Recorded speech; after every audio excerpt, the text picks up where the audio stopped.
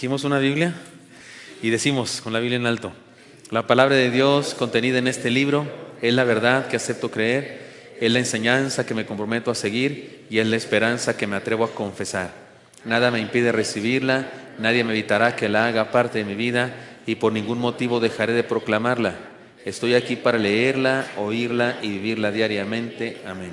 Háblanos, Dios, por favor, te lo suplicamos, bendícenos por tu palabra, danos sabiduría para entenderla, para aplicarla a nuestra vida, te lo pedimos en Cristo Jesús. Amén. Un solo versículo, hermanos, otra vez volvemos a las andadas. Un solo versículo, Romanos 1:17, no lo hemos estudiado, ¿verdad? Estudiamos el 16, ¿sí? Pero ahora el 17 solamente. ¿Lo tienen ya en sus Biblias? O aquí arriba en la pantalla, me parece que ahí está. El tema es la salvación, un acto de justicia divina por medio de la fe. Y lean conmigo Romanos 1:17, por favor, dice así: porque en el Evangelio la justicia de Dios se revela por la fe y para fe, como está escrito, mas el justo por la fe vivirá. Como el año pasado se cumplieron 500 años de la Reforma Protestante, yo les conté esto, pero déjenme una vez más contarlo aquí. Martín Lutero se hizo monje a causa de un susto que le causó un rayo. Recientemente un amigo de él había fallecido porque se cayeron en un hoyo o algo así en la tierra, y como usaban espada en aquella época, su amigo se atravesó la pierna, posiblemente la femoral, y murió. Y Martín Lutero, ese asunto de morir le causaba mucho dolor. En su religión de esa época, la religión popular, la religión de aquella época en toda Europa, decía que pues el infierno ardiente, ahí va para la gente si muere en pecado mortal. Si muere en pecados veniales, pues pasa algunos años en el purgatorio, friéndose en el lago de fuego y azufre, mientras purga sus pecados, y luego ya se va al cielo, después de purgar algunos determinados millones de años de estar en el infierno. ¿Nunca han oído hablar de las ánimas del purgatorio? ¿Nunca han oído eso? Santas ánimas del purgatorio. Se supone que si oramos para pedir que los que están en el purgatorio salgan de ahí, se vayan al cielo, pues cuando lleguen al cielo nos echan la mano con Dios. Así es como funciona la lógica. Estoy diciéndolo con respeto, pero ustedes saben lo que creemos al respecto, ¿verdad? Que no creemos que funcione así. Pero Martín Lutero tenía eso en su mente. Él no tenía nada que ver con sacerdocio, ni teología, nada de eso. Él estudiaba abogacía. Antes que nada fue abogado. Invocó a Santa Ana cuando cayó el rayo, de la que era devoto, y le prometió volverse monje si salía vivo del rayo. En aquella época, usted no lo sabe, a lo mejor sí, pero los rayos mataban a muchas personas. Muchas personas. Al día de hoy los rayos no caen en tierra exactamente igual que antes, porque las construcciones que tenemos y los pararrayos, etcétera, atraen esa energía, y por esa razón no es tan común el día de hoy. Pero en los lugares despoblados, en lugares donde no hay tantas construcciones de fierro, de acero, donde atraen la energía eléctrica, entonces muchas personas mueren, porque somos electrodos los seres humanos, más que otras cosas de la creación, más que otros materiales. Somos electrodos, sí transmitimos energía, nosotros sí transmitimos electricidad, y por esa razón mucha gente moría en aquella época de eso. Martín Lutero se espantó, clamó a Santa Ana, de la que era devoto, y se salvó. Entonces pues hizo monje. Había sido criado en el temor de Dios, tenía conciencia de juicio divino y del infierno. Sus estudios de jurisprudencia, era abogado, y su personalidad melancólica le permitían meditar profundamente en la justicia de Dios, y experimentaba un serio pavor por las consecuencias de sus pecados. Él se sabía condenado, él entendía que iba derechito al infierno, y eso por supuesto que sí le causaba pues temor, dolor, y no sabía qué hacer al respecto de esa sensación que tenía. Vivía atormentado por causa de eso, por su conciencia absoluta, muy clara de pecado, que no es malo tener conciencia clara de que somos pecadores.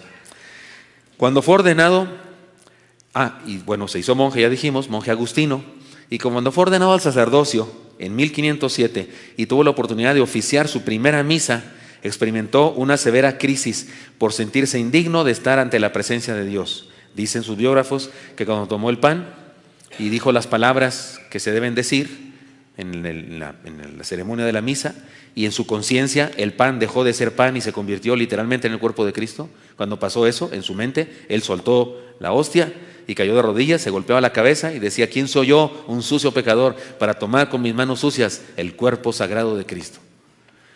Insisto, era exagerado el tipo, pero pensando con seriedad, tenía razón, tenía una conciencia profunda de pecado, que ojalá tengamos todos.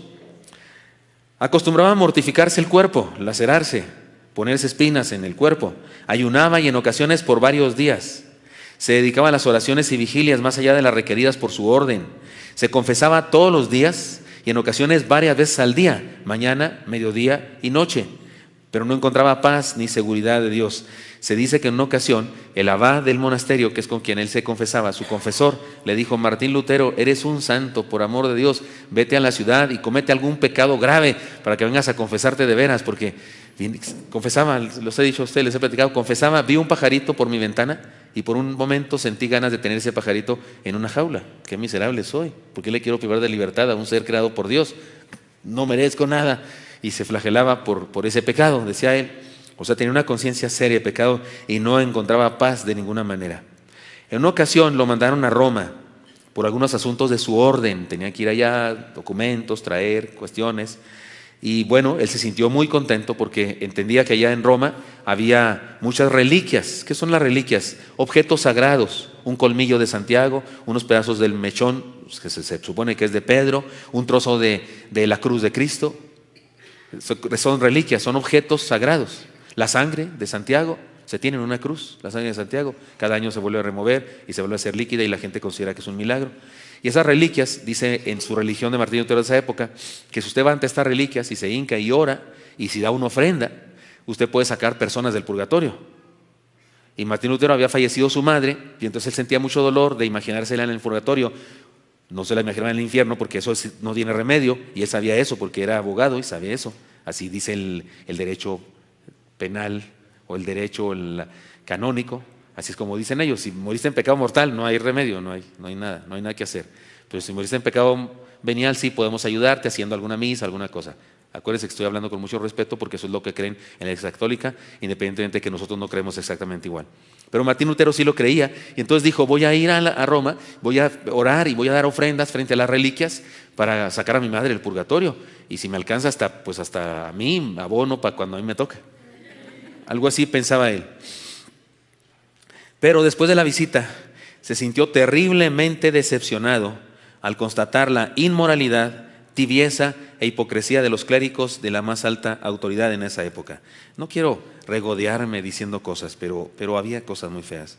Aquello del celibato era una mentira. Nadie guardaba el celibato, ni el mero líder de la iglesia en esa época guardaban el celibato. Era un desorden moral espantoso y la mayoría de la gente se daba cuenta de eso. Y Martín Lutero regresó decepcionado.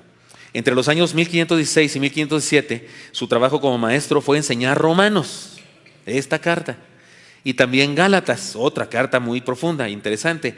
Y fue ahí donde en algún momento se topó con Romanos 1:17.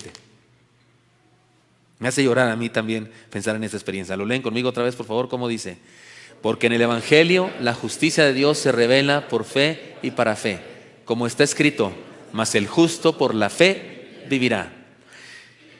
En Alemania, todavía en un museo del monasterio donde él asistió, hay una Biblia enorme, gigantesca, que tiene escrito al lado de este versículo, tiene sola en latín, sola. La idea es: mas el justo por la fe vivirá, y él le añadió con su letra, sola. Y, perdón que me emociono, dicen sus biógrafos, y él mismo diría después, que ese día fue su revelación más importante. Entendió que la salvación no era por obras, ni por rituales, ni por dinero, ni por orar o dar dinero frente a las reliquias, sino era por gracia, por medio de la fe sola. Y experimentó una iluminación tal que a partir de entonces, además de la transformación de vida que experimentó, hizo de la verdad descubierta su lema de vida: mas el justo por la fe vivirá, lo decía cada rato.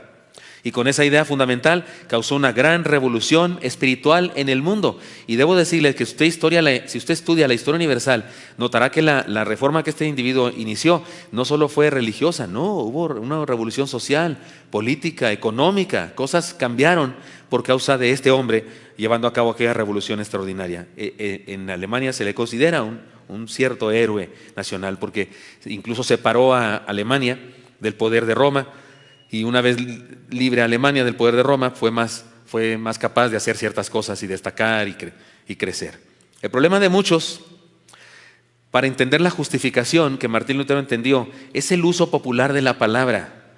Para algunos tiene que ver con ocultar el pecado de alguien o pasar por alto los pecados o las faltas de alguien. Es que te estás justificando, ¿no decimos?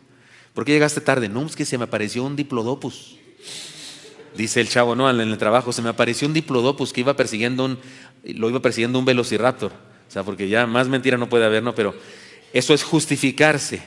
Le digo así, me quedé dormido, no prendí el despertador, me quedé dormido. Justificarse es mentir, es pretextar.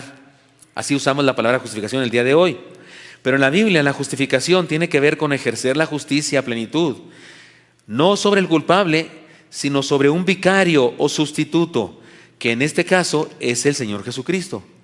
La justificación en la Biblia es el cambio de responsabilidades entre Cristo y nosotros. Yo merezco la condenación eterna, pero voy a vivir eternamente como si hubiese sido bueno toda mi vida. Cristo merecía la vida eterna, pero Él murió en la cruz del Calvario como si hubiese sido el peor pecador. Eso es justificación. Un cambalache, perdonen la palabra, un cambio de responsabilidades entre Él y nosotros, que no es automático. Él murió en la cruz y no todo el mundo es salvo porque murió en la cruz. No, hay que aceptar, hacer efectivo ese milagro por la fe. Es por gracia la salvación. La salvación no es por fe, no, es por gracia. Pero es por medio de la fe que esa gracia viene a nosotros cuando creemos. Es decir, que Dios no dejó de ejercer su juicio sobre el pecado, pero lo ejerció sobre el inocente y el santo Hijo de Dios, para que nosotros pudiésemos ser tratados como inocentes y santos.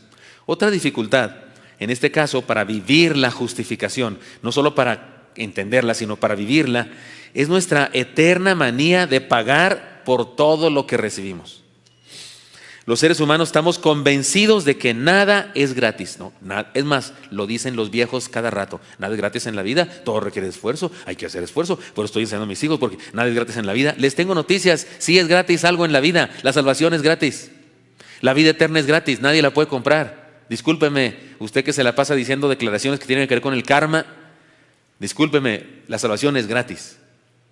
Así que nunca le vuelvo a decir a alguien, nada es gratis en la vida. No es cierto, si hay algo gratis por lo menos, la salvación y otras cosas, el amor que me tiene mi esposa es gratis, el que lo tengo yo allá es gratis. No es que hayamos hecho algo para recibirlo, es gratis. Si no es gratis, entonces no es amor, entonces es interés, ¿no? Entonces yo te doy, tú me das, nos hacemos roommates, o sea, pagamos mitad y mitad cada quien en el departamento y eso no es amor, eso es pues un pacto, un negocio, ¿no? Un asunto de asociarse, una sociedad, una simbiosis, ¿no? Como la del tiburón y la rémora. ¿Sí saben la rémora? Ese pescadito que limpia al tiburón. Como la de la garza y el hipopótamo, que abre la bocota y la garza le quita la comida, ¿no? Entre los dientes y le hace su lavado, su dental, ¿cómo se llama? Su limpieza dental. No es que se ame, no es que el hipopótamo diga, ¿cómo quiero yo esa garza? Qué bárbaro, no, me encanta. No, le conviene que haga eso. Y la garza tampoco es que le interese mucho el gordito ese, es que le interesa comer de lo que hay en sus muelas. Así es una simbiosis. Pero cuando es gratis, entonces es otra cosa, es amor. Aun cuando alguien nos ofrece algo sin costo, guardamos la sospecha de que nos pedirá algo a cambio. Nos parece imposible que la salvación sea gratis. La mayoría prefiere pensar que debemos ganárnosla por medio de las obras. Los evangélicos decimos creer en la salvación por gracia, pero de alguna manera nos las ingeniamos para evitar creer que sea gratis.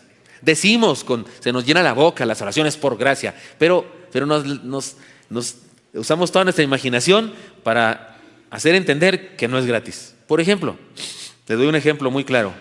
Algunos creen en la doctrina llamada la caída de la gracia. Es decir, creen que un cristiano salvo, rescatado, santificado, sellado, redimido por Cristo, si comete un pecado muy grande, cae de la gracia de Dios y va a parar al infierno. Es más, no dudo que un montón de los aquí presentes estarán pensando, pues sí, pastor, pues claro. Pues les quiero decir que la Biblia dice que no es así. La Biblia dice que no es así. Si una persona es salva, de veras es salva para siempre. Una vez salvo, siempre salvo. Yo sé en quién he creído, dijo el apóstol Pablo. Yo sé en quién he creído y que es poderoso para guardar mi depósito hasta aquel día. No depende de mí la salvación, depende del que me salvó. Yo sé en quién he creído y Él guardará mi depósito. Si yo lo guardara mi depósito, no hombre, yo si me perdía cada día 2, 3 veces y me tenía que volver a entregar a Cristo y la otra vez me caigo y otra vez me entrego a Cristo. Entonces la salvación depende de la suerte, dónde te agarre la muerte, porque si cometiste un pecado y te mueres en la torre, ¿no? Mejor morirte cuando estás en gracia, dicen algunos. Yo me acuerdo cuando era niño y nos confesábamos en mi iglesia, en mi escuela. Yo hubo una escuela de religión, todos los primeros jueves del mes íbamos a confesarnos. Y todos los primeros viernes del mes íbamos a celebrar la comunión. Entonces la frase típica el jueves, cuando te peleabas con alguien, era esta: nomás porque estoy confesado. ¿Sí me captan? O sea, no, ahorita no te estoy odiando. No valía de nada de todas maneras porque te estaba odiando. Pero no te hago nada ni te digo nada nomás porque estoy confesado. Pero espérame para el sábado. O sea, es igual pecado, ¿no? Ahorita. Pero no entendíamos eso. Y decíamos esa frase porque estaba en gracia para celebrar la comunión. Me caigo de la gracia, ya no la puedo celebrar. Perdón.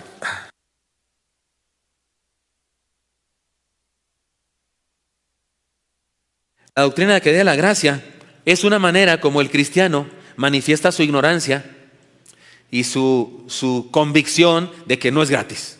No puede ser gratis. Porque si cometes un pecado muy grande, te vas al infierno. Entonces sí vale, sí cuesta. ¿Qué cuesta? Pues mantenerte en gracia, o sea, no en gracia, mantenerte sin pecado. Y mire, porque usted está pensando, no, oiga, pastor, es que hay pecados que sí son muy graves. Le tengo noticias. La Biblia dice que no hay pecados veniales. Todos son mortales. Usted lo va a oír muy raro, lo va a oír muy feo, pero robarse los diezmos y asesinar igual son pecados del mismo tamaño. ¿Y estoy hablando claro? Porque hay gente que en la iglesia piensan, no sé, el adulterio, la homosexualidad, un escándalo bárbaro. Y en la iglesia el 50% de los miembros no diezman, se roban el diezmo. Y se lo roban porque la Biblia dice eso. Me habéis robado. ¿En qué te hemos robado? En vuestros diezmos me habéis robado. Si uno lo dice así. Y hay un montón de gente que se roba y nadie dice nada. Nadie dice nada. Si sabemos de un hermano que se emborrachó y sale ahí en el Facebook aquí bien drogado, un escándalo, bueno, lo quitamos de diácono y no sé qué. Y no digo que no hagamos eso, a lo mejor sí, vale la pena exhortar y lo que sea, pero ¿qué hacemos con los chismosos? ¿Qué hacemos? Porque hay gente chismosa, ¿sí uno conoce gente chismosa?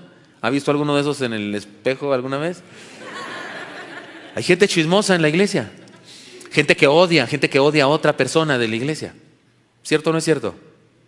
Igual, todos son mortales. En la Biblia solo se habla de pecados mortales, hay unos, se confunden porque hay una parte donde dice pecado no de muerte. Luego les explico ese asunto, ese concepto. Pero no hay veniales. Porque alguien dice, oiga, es que no hay pecados mortales y veniales. No, sí, son mortales todos. Porque la paga del pecado, ¿qué dice la Escritura? Es muerte. Entonces son mortales todos. Entonces, esa idea de que con ciertos pecados uno cae de la gracia es una manera de entender que no entiendo que es por gracia. Si depende de las obras, según esta doctrina, a través de toda la Biblia y especialmente el Nuevo Testamento, la doctrina de justificación por medio de la fe se encuentra claramente declarada. Por ejemplo, lean conmigo Efesios 2, 8 al 9, por favor, ¿cómo dice? Porque por gracia sois salvos por medio de la fe, y esto no de vosotros, pues es don de Dios, no por obras para que nadie se gloríe. Pero en pocos textos como en este que estudiamos hoy, se resume en forma tan profunda y significativa esta doctrina de la salvación por medio de la fe, no por gracia, pero sí por medio no por fe, pero sí por medio de la fe, no es lo mismo.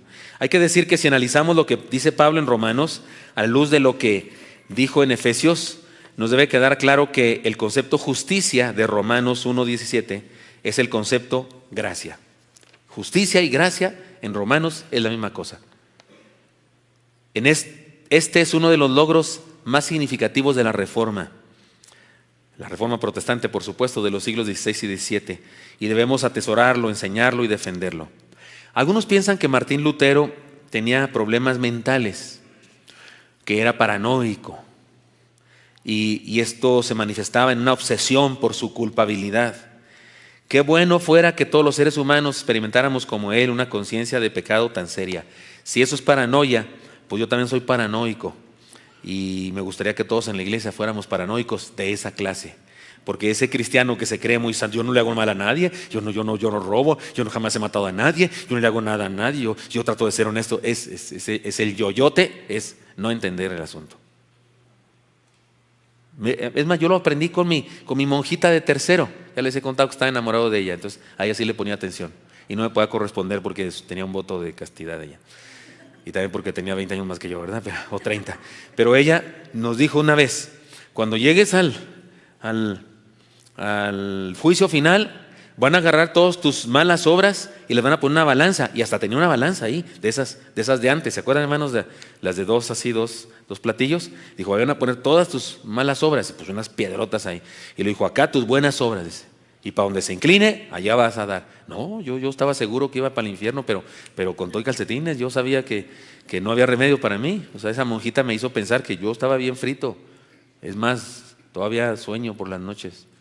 Ay, ya no, pero sí tardé mucho tiempo soñando cosas por las noches de fuego y no sé qué, porque la monjita me hizo ver eso. Si leemos el Salmo 51, encontraremos que David tenía el mismo problema de los seres humanos, tenía el mismo problema con la conciencia de pecado. Y más adelante notaremos que Pablo también tuvo esa experiencia, y la mayoría de los seres humanos, muy usados por Dios, tuvieron esa misma conciencia. Entonces todos los héroes de la fe tenían esa conciencia. ¿Han leído el Salmo 51? Contra ti he pecado, ¿no? Y he hecho lo malo delante de tus ojos. Y en pecado me concibió mi madre, y no sé qué, dice David, Salmo 51. ¿Y qué decía Pablo con respecto a él y una especie de evaluación, así como de cuál es el score o el estándar? Él decía de los pecadores, de los cuales, ¿qué decía él? Yo soy el mero papas fritas, o sea, a mí a pecador nadie me gana, es como si dijera eso. Y si lo dice Pablo, pues imagínese, escritor de más de la mitad del Nuevo Testamento. Ahora bien, también David lo dijo. Hay un pasaje en David ahí en ¿dónde será? En Crónicas, donde dice David, le dice a Dios, que me sacaste detrás de las ovejas de mi padre y me tratas como si fuera yo un hombre, voy a traducirlo, parafrasearlo, me tratas como si fuera yo un hombre muy importante y muy bueno, y no lo soy. Y no basta con eso, sino que has prometido que nunca faltará uno de mi descendencia que se siente en el trono. Está impresionado David por la gracia de Dios sobre su vida, y se reconoce un pecador, absolutamente pecador. Ahora bien, no es ningún problema saberse pecador. El problema es no encontrar descanso para nuestras almas. Martín Lutero, como muchos otros, buscó paz en la religión, en una vida sometida a normas, y no encontró lo que buscaba. Si usted se halla en una situación similar, venga conmigo a reconocer la enseñanza de este pasaje y descansemos en el Señor, porque hasta ahorita solo he dicho la introducción. Pero no se preocupen, los puntos van a ser más fáciles. Pero es que esta merecía una introducción muy larga, este asunto. ¿Qué nos enseña este pasaje entonces? Número 1, la justicia por medio de la fe. Lean conmigo la parte del texto donde viene esto, por favor. Porque en el Evangelio la justicia de Dios se revela por fe. Dios expulsó a Adán y Eva del paraíso, no por falta de amor, sino por un amor sabio. Si hubiese permanecido en el paraíso y en pecado, hubiesen sido eternamente desdichados. Los sacó para ayudarles a experimentar la necesidad de regresar a Dios. Si leemos bien el capítulo 3 de Génesis y ponemos atención especial al versículo 21, notaremos que Dios siempre ha tenido la iniciativa de salvar al hombre. Fue Él quien les puso pieles, y seguramente quien había sacrificado algún animal para conseguir aquellas pieles, porque no eran animal print. ¿Está de acuerdo conmigo? Eran pieles de veras. O sea, Dios no es vegano. Con todo respeto para los veganos aquí presentes, Dios no es vegano. Dios estableció que así es la creación, así es, hay dolor en la creación. Los leones se comen al impala y al ñu, así es, y sufre el ñu un poco. También lo diseñó Dios con un mecanismo de defensa. ¿Sabe usted que cuando los licaones, por ejemplo, los perros salvajes del África, cuando van persiguiendo a un animal y le van mordiendo, en vivo, él va corriendo y ya le van arrancando pedazos? En su cerebro él se bloquea y no sufre dolor, se bloquea. Es tanto el impacto del miedo que produce algo en el cerebro que se desconecta algo, y de tal manera que ya no experimenta el dolor que pensaríamos que está experimentando una persona, un ser vivo normal. Algo pasa porque Dios así dispuso, pero es que la gente no, yo jamás comeré nada, si para comer eso tuvo que sufrir un ser vivo. Pues no coma nada, porque los tomates también sufren. ¿Ha notado que hay investigaciones que le han puesto electrodos a las plantas del tomate? Y alguien agarra así el tomate y lo exprime y se hacen los electrodos. Así la sensación de lo que siente la planta es altísima. Entonces no hay manera. Digo, nomás para decir que Dios no es vegano, pues. Él fue quien les puso las pieles. Él fue el que sacrificó por primera vez un animal para simbolizar el sacrificio de alguien ajeno al pecador para cubrir su pecado. Era una profecía de Cristo. El problema es que la raza humana siempre ha querido salvarse a sí misma, y muy pronto en Génesis 11 encontramos un ejemplo contundente de esta manía. Desde Génesis 11 encontramos esta manía. La construcción de la Torre de Babel es un intento por llegar a Dios por nuestro esfuerzo. Ahora sí que por nuestras pistolas. No sé en cuál de las muchas reformas educativas que ha habido en nuestro país, pero yo estaba en la universidad y los muchachos yo creo de secundaria, recuerdo algún hermano de un compañero mío, yo ya era cristiano y este compañero no era, y me dijo, mira lo que leyó mi hermano, y me estaba como reclamando. Era la historia de la Torre de Babel, estaba en un libro de texto. Más que los papás en ocasiones ni atención ponen a lo que estudian sus chamacos. Pero ven la historia de Babel y decía así: Dios, los hombres quisieron hacer una torre para llegar hasta Dios. Y Dios se enojó por eso y descendió y los confundió a todos. Y luego decía, porque eran esas primeras clases que tenían objetivos. Objetivo, el alumno conocerá y podrá discutir. ¿Se acuerdan de esos objetivos? Se empezaba con eso, porque antes no había nada de eso. Antes la letra con sangre entra. ¿Se acuerdan de eso? Hermanos que estudiaron esa época, ¿a cuántos les aventaron un gis o un borrador a la cholla? A la cabeza. Sí. Así se habrán portado, hermanos. Y resulta que venía al final de este asunto unas preguntas. ¿Cómo imaginas a ese Dios? Y su hermano de mi amigo puso, malo. O sea, ¿cómo quiere que vayan con él, pero luego se enoja porque van con él? Porque la forma de redactar, la manera de hacer aquello quedaba así, era tendenciosa para vender el ateísmo, porque eso está metido el socialismo y el ateísmo en la Secretaría de Educación Pública de nuestro país. Eso está aprobado ya, y no me dejan hablar más porque me están viendo por internet. Pero desde ahí el hombre quería llegar a Dios por su esfuerzo. ¿Por qué se enojó Dios? ¿Por qué los confunde Dios? Porque no lo iban a lograr. Era imposible, no iban a lograr, pero nada. Pero se iban a sentir tremendamente orgullosos de su esfuerzo. Tan orgullosos de su esfuerzo que iba a parecer que sí llegaron, aunque no llegaron. ¿Sí me expliqué? Iban a estar muy satisfechos de haberlo intentado, aunque no hubieran llegado. Qué bárbaro, somos tremendos, ¿no? Qué chidos somos nosotros. ¡Mua! Qué bonito soy, como me quiere. ¿Se acuerdan del difunto que cantaba esa? Es decir, iban a interpretar que llegaron sin haber llegado, y eso es lo peor que le puede pasar al ser humano cuando cree que llegó y no ha llegado, y entonces está condenado para siempre. Entonces, cuando Dios los confunde en sus lenguas, no es una acción egoísta de maldad contra ellos, es una acción altruista de bondad a favor de ellos, para evitarles que se condenaran creyendo que por su esfuerzo lo lograrían.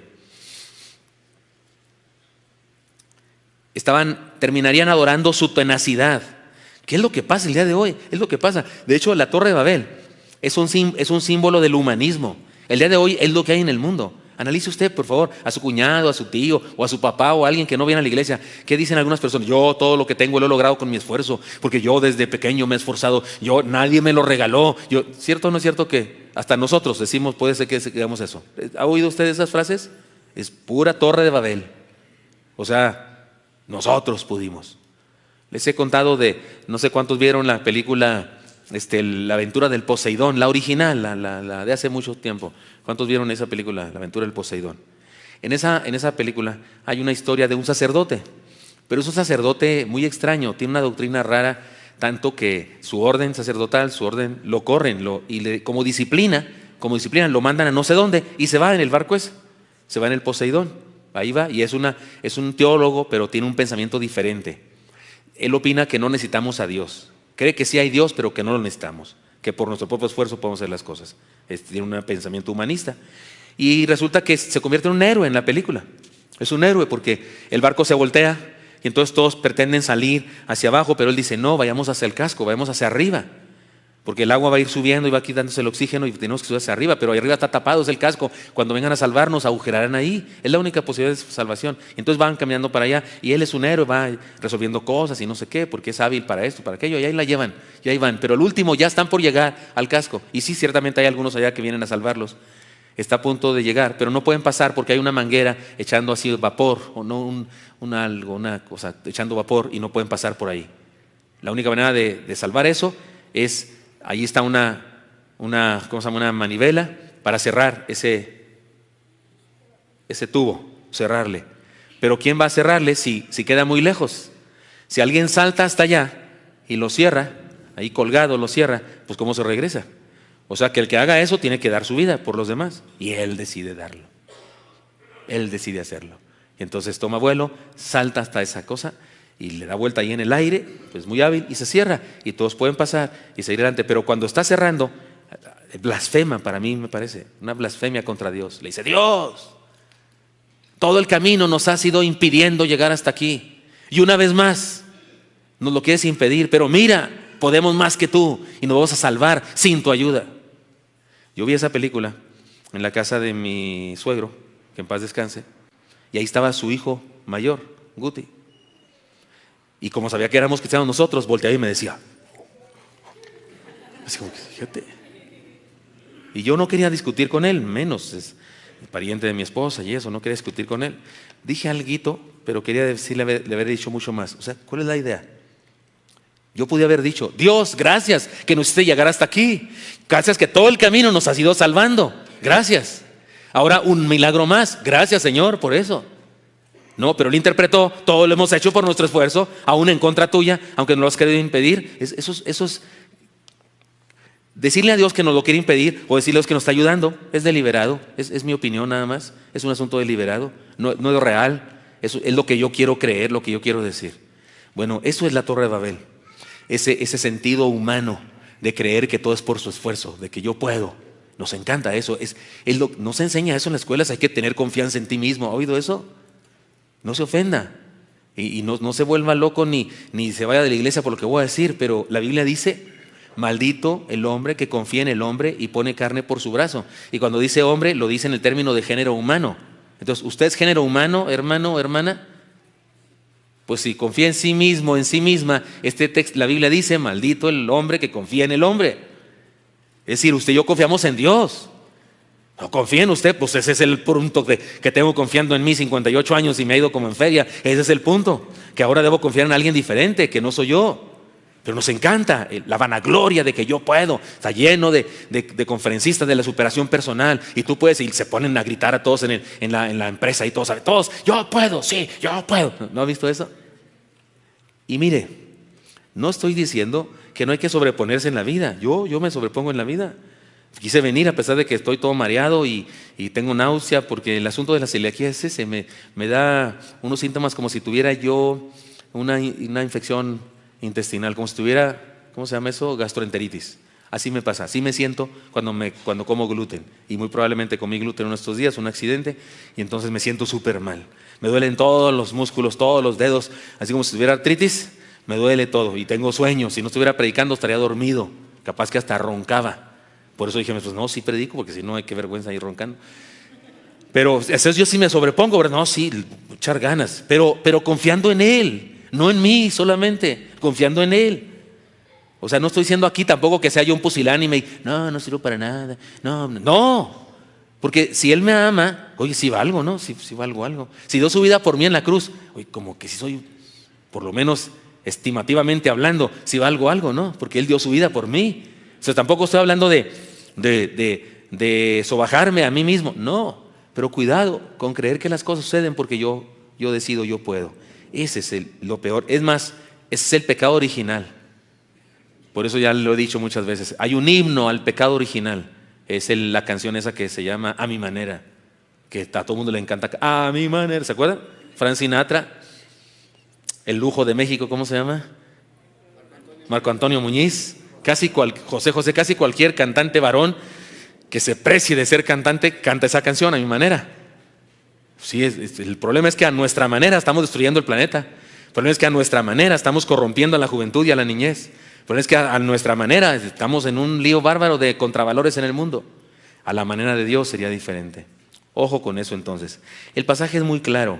La justicia, es decir, la gracia de Dios, no se origina en las obras, en el comportamiento o en el ceñimiento de nuestra vida a una religión. La justicia o gracia nos es dada por un simple acto de creer. Dios nos trata como lo que somos, pecadores, merecedores de condenación, cuando nos esforzamos por salvarnos a nosotros mismos, pero cuando reconocemos nuestro pecado seriamente y depositamos nuestra fe en Él, entonces nos trata como si fuéramos perfectos. ¿Por qué? Porque Cristo hizo lo que necesitábamos que hiciera para salvarnos. Y cuando yo confío en eso, tengo salvación. Esto es la justificación. Somos tratados como si no hubiésemos hecho nada malo. Y todo es justicia divina, es decir, gracia por medio de la fe. En Romanos 4:22 se dice que Abraham, lean conmigo por favor, la fe le fue contada por justicia. No se trata de la más extraordinaria verdad, tan extraordinaria que a muchos se les dificulta creerla. ¿Quiere usted experimentar la justicia de Dios? No se esfuerce en ser bueno. Escúcheme lo que voy a decir. Va a parecer herejía, pero escúcheme. ¿Quiere usted experimentar la gracia de Dios? No se esfuerce en ser bueno. No lo logrará jamás. No se someta a una religión. Seguirá igual o peor. No se reprima de las cosas de la vida. Si anhela cosas malas, igual es pecado que las anhele o las haga. Es lo mismo. Mejor haga lo que origina la justicia más pura de Dios. ¿Qué es lo que origina la justicia más pura de Dios? Su gracia. Crea con todo su corazón. Deposite toda su confianza en Dios a partir de ahora. Y así usted será una mejor persona. Lo voy a explicar con el siguiente punto. Pero la primera enseñanza entonces, la justicia por medio de la fe. No por las obras, por la fe. Segunda enseñanza, la justicia es un proceso de fe. Dice, porque el Evangelio de la justicia de Dios se revela por fe y luego añade, y para fe. Por fe y para fe. Los que no creen en la seguridad de la salvación, doctrina bíblica que enseña que una vez salvo, siempre salvo, los que no creen en esa doctrina y piensan que uno anda dejando de ser salvo cada rato cuando peca y luego se convierte y otra vez y ya se salvo y luego otra vez se le atraviesa el pecado y otra vez, los que creen en eso, que aún no anda como ratón sin cola entrando y saliendo en la ratonera, los que creen así, dicen que no pueden creer que una persona sea salva y permanezca en el pecado y en una vida de maldad. El asunto es muy sencillo. Si una persona ha depositado su fe en Dios y por lo tanto Dios le ha dado justificación, esa persona entra en un proceso de fe que definitivamente no le permite permanecer en el pecado y la maldad. No significa que una persona que cree es perfecta, pero sí significa que una persona que deposita su fe en Dios inicia un camino hacia la perfección. Por eso, los que dicen, sí, nomás porque ya crees y luego sigues así de todo malvado. No puedes. Uno que de veras cree, no puede. Y estoy seguro que usted puede dar testimonio de eso, hermano. Estoy seguro que usted cuando se convirtió dejó de hacer cosas y no las dejó de hacer porque se propuso así que ya no voy a hacer eso, ya no voy a hacer. No, las dejó de hacer porque ya no se le antojaban. Porque Dios cambió hasta sus apetitos. Dios cambió su vida, le dio un vuelco a sus sentimientos, sus emociones y usted comenzó a ser una persona diferente. En algunos casos lentamente, en algunos casos más lentamente de lo que esperábamos, pero en algunos casos rápidamente. Dios empieza a cambiarnos porque su justicia se revela por fe, pero también se revela para fe. Lo explico. Podemos decir entonces que creemos para ser justificados y somos justificados para creer más y más cada vez. Esta es una de las razones por las que debemos hacer uso de la tolerancia con otros cristianos. No todos estamos en el mismo nivel de proceso, pero todos somos salvos si hemos creído en el Señor de todo corazón. Si antes dijimos que para ser justificados hay que creer, ahora permítame decir que si quieres creer más y más cada día, experimenta cada día más la justicia de Dios. Un creyente que duda del perdón de Dios no crece en fe. Si alguien no se siente salvo o no experimenta la gracia de Dios, definitivamente está estancado en el proceso de fe, porque la fe nos hace ser justificados, pero una vez justificados nos hace tener más fe. Déjenme les pongo un ejemplo muy simplón. ¿Se acuerdan de aquella historia, aquel chiste que dicen que iba un tipo en el periférico y que oyó en el radio? Tengan cuidado porque hay un hombre que va en sentido contrario Y él dice, uno, si son un chorro, todos. O sea, él era el bruto, ¿verdad? Que iba en sentido contrario. Bueno, imagínense que en periféricos pues son dos líneas, ¿no? Estos van hacia acá, estos van para acá. Y yo voy en esta dirección, en la puerta, en el camino espacioso, la puerta ancha. O sea, voy a la perdición. Pero quiero encontrar la justicia de Dios. El grave error de muchos seres humanos es que creen que para encontrar la justicia de Dios es regresarse, es dar marcha atrás. Entonces ya no voy a fumar, ya no voy a decir palabrotas, ya no voy a engañar a mi esposa, ya no voy a robar, ya no voy a envidiar, yo qué sé. No pueden. ¿Por qué? Porque están en el carril hacia allá. Todos los demás los empujan hacia allá. Está en la dirección equivocada. ¿Qué tiene que hacer? Y de regresarse es imposible. Si todos van hacia la misma, ese carril es para allá. ¿Qué tiene que hacer? Cambiarse de carril y dar vueltas, dirección 180 grados, no 360 como dijo la Miss México, porque 360 es cada para donde mismo otra vez. Dijo, no, me ha cambiado la vida 360 grados, pues quedó igualito que antes. Yo digo, no, 180, pero se le hizo que era más, o sea, la cambió más de 180. No, da vuelta usted 180 grados, ahora no está en el carril que va hacia allá, ahora está en el carril que va hacia allá. Ahora apuntas, todavía no vence nada, todavía está en donde mismo que estaba, mismo nivel, pero ya está volteando para otro lado. Y todos los que van con él le empujan, el Espíritu Santo le impulsa. Cuando por la fe, por medio de la fe, experimentamos la justificación, somos cambiados de lugar. Y al ser cambiados de lugar, ahora estamos en la gracia del Señor, ahora podemos caminar en un proceso de santificación. No perfectos, pero en el camino de la perfección. Insisto, por eso hay que tolerarnos unos a otros, pues hay algunos que todavía no llegan al entronque y otros que ya nos llevan ventaja, ya van bien santificados allá, pero somos pacientes unos con otros. Un creyente que duda, ya lo dije eso, vivamos la justicia de Dios entonces, mostrada en Cristo, es decir, su gracia, y dejemos que Dios nos haga crecer en el proceso de la fe. Y por último, la justicia es un estado o condición de fe. Como está escrito, lean conmigo por favor, como está escrito, mas el justo por la fe vivirá. Ya dijimos que la fe es un medio para experimentar la gracia de la justificación, pero también es un proceso, y ahora el pasaje nos dice que la fe es un estilo de vida. Es decir, tener fe no es solo un ejercicio mental que consiste en declarar que algo es verdad. Tener fe y ser justificado es ser colocado por Dios en un estado de gracia altamente privilegiado. Es ser sacado del polvo y ser colocado en el regazo de Dios. Por esto es tan absurdo creer que se puede dejar de ser salvo. Creer que podemos ser abandonados por Dios después de habernos recogido del pecado es negar su gracia y su misericordia. Si nos perdonó siendo pecadores, ¿cómo no nos salvará siendo hijos? Porque cuando estábamos fuera de su gracia, no éramos hijos. Si usted dice, sí, a mí me hizo Dios, sí, también hizo las cucarachas. Si usted se cree hijo de Dios porque Dios lo hizo, pues es hermano de las cucarachas y de los alacranes y las moscas y los paramecios y los... Ni sé qué es eso, pero se oyó feo, ¿verdad? O sea, somos hermanos de toda la creación. No, pero Dios nos adoptó en Cristo Jesús. Es otra doctrina que estudiaremos más adelante porque Pablo habla de ella en Romanos, la doctrina de la adopción. Pero si nos salvó siendo pecadores, ¿cuánto más no nos dará vida eterna cuando ya somos sus hijos? La vida del cristiano es un estado de bendición, es una condición de familiaridad con Dios. No solo somos gente declarada justa, somos gente de Dios, hijos de Dios, tesoro en sus manos, santificados, apartados, escogidos, atesorados. ¿Cómo habríamos de caer de semejante bendición si no hicimos nada para estar ahí? Más que creer, y todo fue por la gracia de Dios. Así que no se trata de caminar por la vida como si estuviéramos en una cuerda floja, con posibilidades de caer. No, Señor, eso sería un infierno. Estamos en las manos de Dios, Él nos cuida para que no caigamos, Él nos guía, nos protege, nos llena de su amor. Miren, lo estudiaremos en el camino de Emaús, pero déjenme anticiparles, darles una primicia.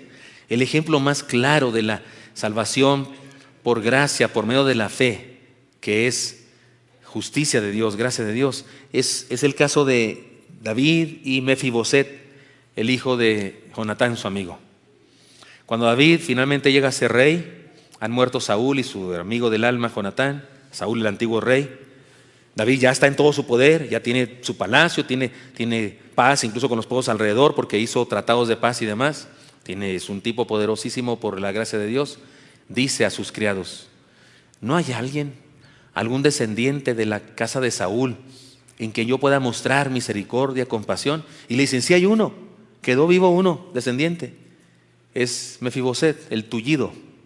Cuando nació se le cayó a la nodriza y se le quebraron o algo así las piernas, y entonces pues era un paralítico. Lo cargaban en un animal de carga y vivía en un lugar que se llama Lodebar, traducción, desolación. ¿Y por qué vivía ahí? Porque lo llevaron lo más lejos de David para evitar que lo matara, porque era costumbre de los reyes en aquella época matar a toda la descendencia de la dinastía anterior. Pero aquí fue al revés. Y entonces David le dice a sus criados: tráiganme por favor a Mefiboset. Y trajeron a Mefiboset, y cuando Mefiboset llega con él, seguramente con muletas o alguna cosa así, le dice: ¿qué quieres conmigo? No soy para ti más que un perro muerto. Así dice Mefiboset de sí mismo, como diciéndole: ni para qué te ocupas de mí, hombre, no te voy a hacer nada. ¿A poco iba yo a querer ganarte el trono? Mira cómo estoy, no valgo nada. Él se devaluaba a sí mismo. Y David, delante de Mefiboset, le dice al criado mayor de Saúl, que ahora era ayudante de David, le dice al criado mayor de Saúl: David, administrale toda su hacienda de Saúl a Mefiboset. Todo lo que era de Saúl es de este muchacho. Pero él no vivirá allá en la hacienda donde iba Saúl, no. Él vivirá conmigo todos los días de mi vida. Comerá en mi mesa todos los días de mi vida. Eso es gracia. ¿Merecía Mefiboset eso? No, merecía que lo matara según la tradición de los reyes de aquella época. Era muy valioso, tenía grandes habilidades para ayudar a David a reinar. No, absolutamente. Había estado escondido desde la adolescencia, desde niño hasta la adolescencia y juventud, había estado escondido allá, sin aprendizaje de nada. Pero David lo trae y lo invita a su mesa. Todavía les hago ver lo más grave del asunto. Cuando uno de los hijos de David se rebela contra él, este criado de Saúl, este hijo de David, se roba cosas de David, incluso algunas de sus mujeres, y a Mefiboset se lo lleva. Mefiboset no se fue por su propio pie, ni podía caminar, se lo llevó el hijo de Saúl. Y el criado de Saúl, que ahora era criado de Mefiboset, un hombre tramposo y malvado, le dijo a David: te traicionó Mefiboset, tuviste misericordia con él, pero él te traicionó. ¿Sabe qué esperaba? Me va a dejar a mí toda la herencia, porque soy el criado mayor. Y David le creyó. David le creyó. No tenía manera de comprobar que no era cierto. Aquí entre nos, no era cierto. Se lo había llevado el hijo de David a la fuerza, pero Mefiboset no traicionó a David. Pero David no lo sabía. En la mente de David, Mefiboset lo traicionó. Cuando finalmente su hijo de David muere, que se rebelaba contra él, y David regresa todo lo que tenía que le había robado su hijo, incluyendo Mefiboset, pues Mefiboset viene otra vez, pues vulnerable, pues ya me mató, sí, ya sé que le dijeron que lo traicioné. Y David le dice: yo prometí que estarías en mi casa y comerías en mi casa todos los días de mi vida, y así será. Ven a mi casa y ahí comerás. Y él cree que lo traicionó. En su mente David cree: me traicionó. Pero a pesar de eso, le volvió a mantener su promesa. Por eso a Jesús le llamaron el hijo de David. Porque David tiene muchos rasgos en su forma de ser que anticipaban cómo sería nuestro Señor. Un Dios de gracia, de misericordia, de perdón. Así que, hermanos, querido hermano, vive la justicia que es por la fe a plenitud. Para concluir, quiero decir lo siguiente. A Martín Lutero, la gracia o la justicia de Dios lo transformó de un atormentado religioso a un poderoso y feliz predicador del Evangelio. Hasta se casó con una ex monjita. Él era ex monje, se casó con una ex monjita. Dícese que era muy guapa. Y que aún siendo adolescente, ella estaba en un monasterio, y cuando escuchó lo que andaba haciendo Martín Lutero y otros reformadores, armó ella una revolución ahí en su monasterio, porque fue obligada a ir al monasterio. No es que ella quisiera ser monja. Su papá se había vuelto a casar con una mujer, y esta mujer, para deshacerse de ella, que así hacían en aquella época las mujeres, con la descendencia de otra esposa, la mandó al convento. Pero ella armó ahí en el convento una revolución porque leía escritos de Martín Lutero en secreto, a escondidas, y leía escritos de otros reformadores. Y cuando oyó lo que estaba pasando, ella armó ahí una revolución con otras compañeras del monasterio y se escaparon. Una noche se escaparon, agarraron provisiones, brincaron la barda, se escaparon y fueron a buscar a Martín Lutero para convertirse en colaboradores de él. Ella se enamoró de Martín Lutero, era bastante más grande que él y él no era guapo. Aquí entre nos, eso también es gracia. Y ella se dice que era muy guapa, hay pinturas de ella, y entonces ella, de hecho ella fue la que se le declaró a Martín Lutero, igualito que mi esposa a mí. ¿Cierto o no es cierto, hermana Yanni? Y entonces, fue feliz, desarrolló su vida normal y fue un tremendo predicador. Puede hacer lo mismo en nosotros, la gracia de Dios. Se sabe en esta historia. Una niña fue llevada a la casa de sus futuros padres adoptivos. Todavía no la adoptaban, pero no se sentía feliz ahí. La pareja quería adoptarle, había pedido que estuviera en su casa mientras se realizaban los planes de adopción, los papeles de adopción, pero comenzaron a dudar de la idea a causa de los temores de la pequeña. Tenía tanto miedo que no podía dormirse si no tenía la luz prendida en su cuarto. A menudo quería dormir junto con ellos en el cuarto de ellos. Pero un día llegó su papá, o su papá que la quería adoptar, con los documentos de la adopción completamente firmados, y muy contento dijo: ya es nuestra hija, ya firmamos, la casa hogar ya nos la dio en adopción, aquí está, ya es nuestra hija. Le dijeron a ella: mira, este papel significa que ya oficialmente eres nuestra hija. Después de abrazarlos, corrió a su cuarto y pidió que apagaran la luz para dormirse. Ya no tenía miedo, porque ya no era huérfana. Ahora era la hija de aquellas buenas personas. Es decir, cambió su estatus legal y estuvo feliz. Eso hace la gracia en nuestra vida. Creamos con todo el corazón para justicia. Experimentemos la justicia para crecer en el proceso de fe. Y vivamos felices en el estado de gracia que se nos ha dado por el amor de Dios. He dicho. Señor Santo, te doy gracias porque me das permiso de compartir con mis hermanos esta doctrina tan importante, este solo versículo tan breve pero tan lleno de enseñanza, Señor, para nosotros. Ayúdanos, Señor, por favor, bendícenos a vivir tu gracia, tu justicia cada día de nuestra vida. Sigan orando, mis hermanos, por favor, manténganse así en oración. Y tal vez hay alguien aquí que le quiere decir al Señor: Señor, ahora entiendo, ahora caigo. Siempre he creído que debo esforzarme por ser salvo. Siempre he creído que debo hacer cosas. Y tengo miedo de perderme porque no soy perfecto, perfecta. Pero ahora entiendo que no es así, es por gracia. Es por medio de la fe que yo acepto esa gracia. Señor, por eso te pido: ven, sálvame, perdóname. Ayúdame a entrar en ese proceso de santificación, ese proceso de transformación en mi vida. Y si así es, si quieres decirle eso a Dios ahí en tu lugar, habla con Él, habla con Dios y díselo. Y si así lo estás haciendo, me gustaría orar por ti. Házmelo saber levantando tu mano un poco y dame permiso de orar por ti. Dios le bendiga, joven. Dios le bendiga, hermano. Dios le bendiga, hermana. Dios le bendiga, varón. Dios les bendiga. Dios les bendiga. Les felicito de todo corazón. Si alguien más toma esa decisión, hágamelo saber levantando su mano. Dios les bendiga. Dios les bendiga. Dios les bendiga. Dios les bendiga. Señor Santo, pongo en tus manos a mis hermanos y hermanas y a mis nuevos hermanos. Y te pido, bendícenos a todos. En Cristo Jesús. Amén.